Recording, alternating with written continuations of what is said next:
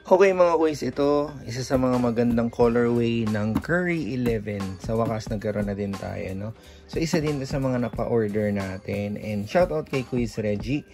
Bali papaship na din natin to ngayon. So explain ko lang sa inyo mga kuys kung ano yung technology nito.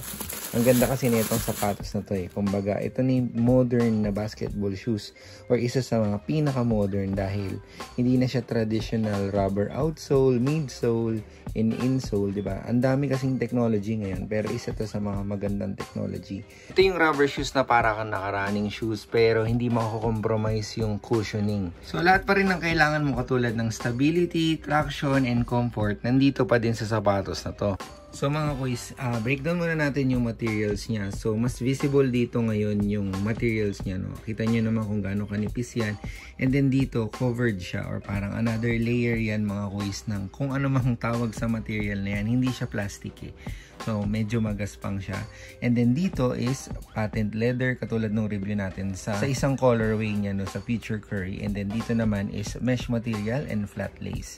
So pagdating sa kanyang support at traction mga kuys, hindi ito yung traditional na sapatos na mas squeaky or mabigat yung ilalim dahil merong another layer of solid rubber. Ito mga kuys yung tinatawag na flow technology ng Under Armour. So sa flow technology mga kuys, isang rubber component lang siya. Kung ano yung midsole niya, yun din yung traction niya. Kaya hindi siya squeaky. Pagdating naman sa traction mga kuys, guaranteed na super makapit to. Lalo na sa mga court tulad ng wood. At syempre sa mga court na decent yung finish or yung mga sementado at may rubber paintings. Pagdating sa design niya mga kuys, wala kang ibang mapapansin kundi yung kanyang mga logo. Ayan, yung kanyang mga brandings na nakalagay dito sa mismong sapatos. Ayan, so ang gandang colorway na to, super simple lang, maroon, black, and white.